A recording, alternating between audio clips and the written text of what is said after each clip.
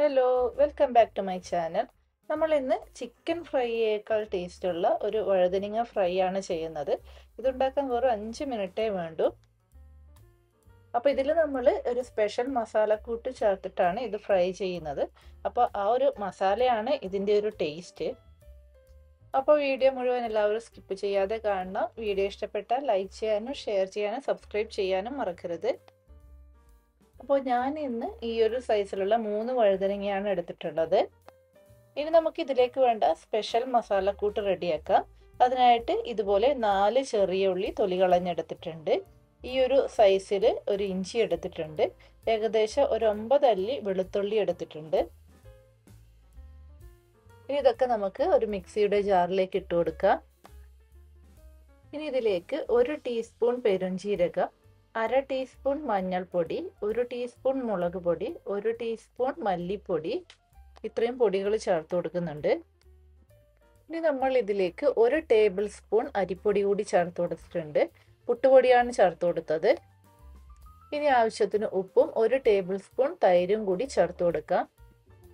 ഇനി ഇതിലേക്ക് നമുക്ക് ഒരു 2 ടേബിൾ സ്പൂൺ വെള്ളം കൂടി ചേർത്ത് കൊടുത്ത് നന്നായിട്ടൊന്ന് അരച്ചെടുക്കാം. അപ്പോൾ ഇതാ നമ്മൾ നന്നായിട്ട് അരച്ചെടുത്തിട്ടുണ്ട്. ഇനി ഈ മസാല നമുക്ക് വഴുതനങ്ങയിൽ തേച്ച് പിടിപ്പിക്കണം. അപ്പോൾ നമ്മൾ വഴുതനങ്ങ ഇതുപോലെ റൗണ്ടായിട്ട് കട്ട് ചെയ്തെടുത്തിട്ടുണ്ട്. ഈ ഒരു തിക്നെസ്സിൽ വേണം കട്ട് ചെയ്തെടുക്കാൻ വേണ്ടിയിട്ട്. ഇനി നമുക്ക് നമ്മൾ അരച്ചു വെച്ചിരിക്കുന്ന മസാല ഇതിലേക്ക് ചേർത്ത് കൊടുക്കാം.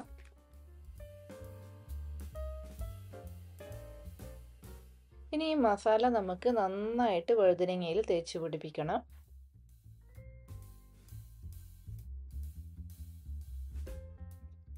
അപ്പോൾ നമ്മൾ മസാല മുഴുവൻ തേച്ച് പിടിപ്പിച്ചിട്ടുണ്ട്. ഇനി നമുക്കിത് റെസ്റ്റ് ചെയ്യാൻ വെക്കേണ്ട ആവശ്യമൊന്നുമില്ല, നേരെ തന്നെ അങ്ങ് ഫ്രൈ ചെയ്തെടുക്കാം. അപ്പോൾ നമ്മൾ വഴുതനങ്ങ ഫ്രൈ ചെയ്തെടുക്കാനായിട്ട് ഇതുപോലൊരു നോൺ സ്റ്റിക്ക് തവ ചൂടാകാൻ വെച്ചിട്ടുണ്ടായിരുന്നു. തവ ചൂടായി കഴിയുമ്പോൾ ഇതിലേക്ക് ഏകദേശം ഒരു 2 ടേബിൾ സ്പൂൺ എണ്ണ ഒഴിച്ചെടുക്കുന്നുണ്ട്. കോക്കനട്ട് ഓയിലാണ് ഒഴിച്ചു കൊടുത്തിട്ടുള്ളത്. നിങ്ങൾക്ക് ഇഷ്ടമുള്ള ഏത് ഓയിൽ വേണമെങ്കിലും ഉപയോഗിക്കാം. നമ്മളൊരു മീനൊക്കെ ഫ്രൈ ചെയ്യാൻ എടുക്കുന്ന എണ്ണയുടെ അത്രയും അളവ് മതിയാകും. അപ്പോൾ എണ്ണ ചൂടായി കഴിയുമ്പോൾ നമുക്ക് മസാലയൊക്കെ പുരട്ടി വെച്ചിരിക്കുന്ന വഴുതനങ്ങ അതിലേക്ക് വെച്ച് കൊടുക്കാം.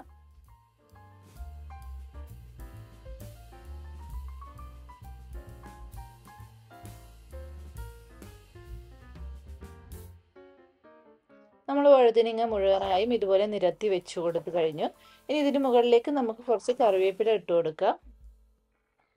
അപ്പോൾ ഇതൊരു സൈഡ് ഫ്രൈ ആയി കിട്ടാൻ ഒരു 2 മിനിറ്റ് മതി. അത് കഴിഞ്ഞ് നമുക്ക് മറിച്ചിടാം. ഒരു മീഡിയം ഫ്ലെയിമിലിട്ട് ഫ്രൈ ചെയ്തെടുത്താൽ മതി.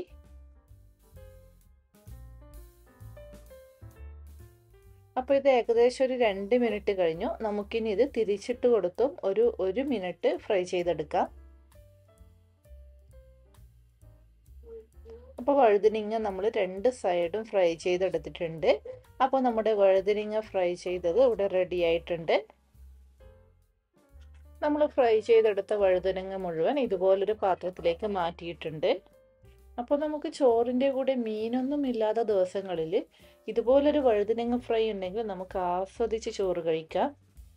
അപ്പോൾ എല്ലാവരും ഈ ഒരു സ്പെഷ്യൽ മസാല ചേർത്തിട്ടുള്ള വഴുതനങ്ങ ഫ്രൈ ഉണ്ടാക്കി നോക്കണം. എന്നിട്ട് അഭിപ്രായങ്ങൾ കമൻറ്റ് ചെയ്ത് അറിയിക്കണം. വീണ്ടും പുതിയ റെസിപ്പിയുമായി അടുത്ത വീഡിയോയിൽ കാണാം. അതുവരേക്കും ബൈ ബൈ.